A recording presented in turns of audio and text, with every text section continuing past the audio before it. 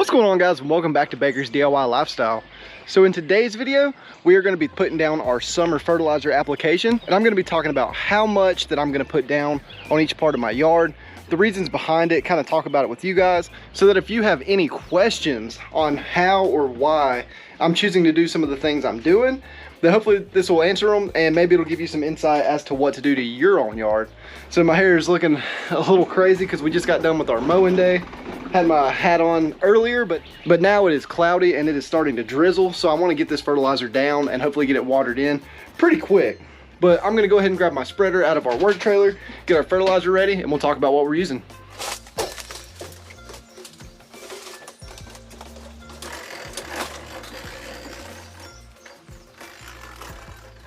If you've watched my previous videos, you know that I usually run an Earthway spreader, but since I've started doing all these commercial jobs and doing a lot more lawn care, it finally gave out on me. I went to push it the other day and the gear set just snapped right off of that thing. So I went ahead and upgraded. My Southern States did not have a bigger commercial grade Earthway, but they had this Landscaper Select, which I have no idea where that brand comes from, who it is. It's completely different than anything I've ever used before, but it's it's a tank.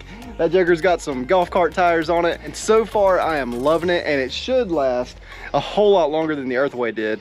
But now to our product, we're going to be putting down a 24-5-11. It's just a Southern States mixture, but it is mixed perfectly for going into summer. So we've got a super high nitrogen boost here, just a little bit of phosphorus, which I don't necessarily care about, but it's in there. And the big thing I care about going into summer is that potassium. So that 11 on the bag is our potassium, and that is what's going to help with stress and getting into and out of summer, so that in the fall we can come in with our aerate and overseed and keep the yard looking solid, hopefully all year long. So before I get into that, I'm going to go ahead and get this stuff poured. I'm going to start walking, and you guys can enjoy the voiceover that explains all the math behind all of these decisions. Let's go. All right, guys, so as you are watching me spread this stuff out, I'm just going to go through and talk about the numbers and kind of the reasoning behind why I chose this fertilizer and all of the different things that it is going to help the lawn with through the summer.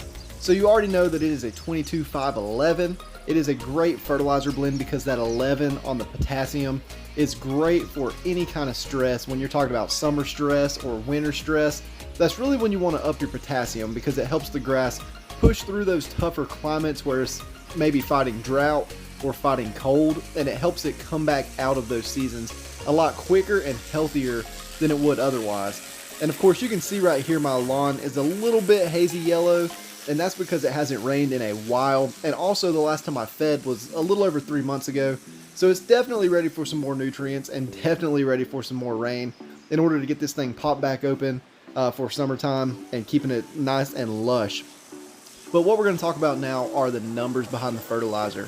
So this fertilizer in particular is a combination of fast and slow blends, and it is exactly 50% fast release nitrogen and 50% slow release nitrogen.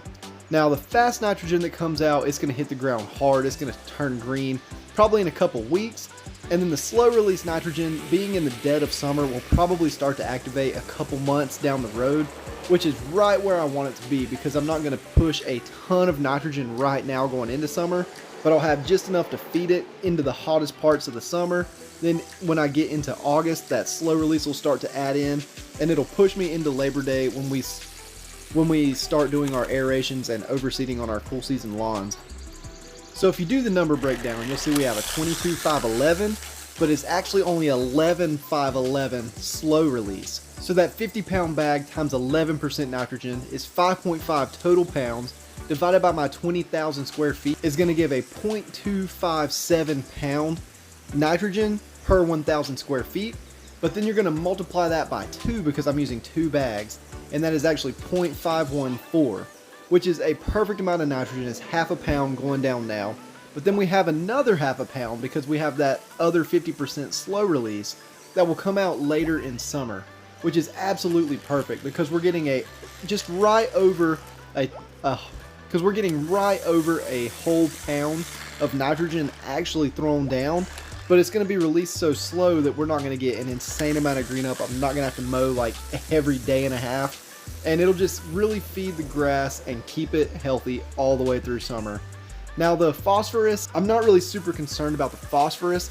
That 5 could be a 0 right now, and I would be totally okay with it because I'm not really trying to push roots, and that's really what phosphorus helps with, is root development. Now that is bad if you have a fescue Bermuda lawn and you don't want your Bermuda to start taking over. That number 5 will help Bermuda roots really shoot down faster, and it'll help the Bermuda take over your fescue. So you have to be careful with that. And that is another reason why you don't want to push a ton of nitrogen on a cool season lawn if you're in the transition zone and dealing with warm season grass. You will be kicking yourself all year long if you have Bermuda mixed in and you don't want it and you're trying to get rid of it. This might be a time to actually back off of your nitrogen. Maybe find a fertilizer that's closer to a 5.5, 11, or maybe even no nitrogen at all, so that you can spray the Bermuda later in the summer, try to slow it down, and then overseed with more fescue in the fall. So depending on your lawn, you definitely want to look at the condition of your lawn. Make sure you know exactly what you have and what your goal is for the end of summer and fall coming up this year, and that'll really help decide what numbers you need to be throwing down. Alright guys, so that is it for this video. I hope you guys enjoyed it, and I hope that you learned something about fertilizer and possibly something that helped you with your lawn care plan this season, or maybe in the future if you're thinking about getting into lawn care. Just learning a little bit more about it so that your lawn will always look better than your neighbors.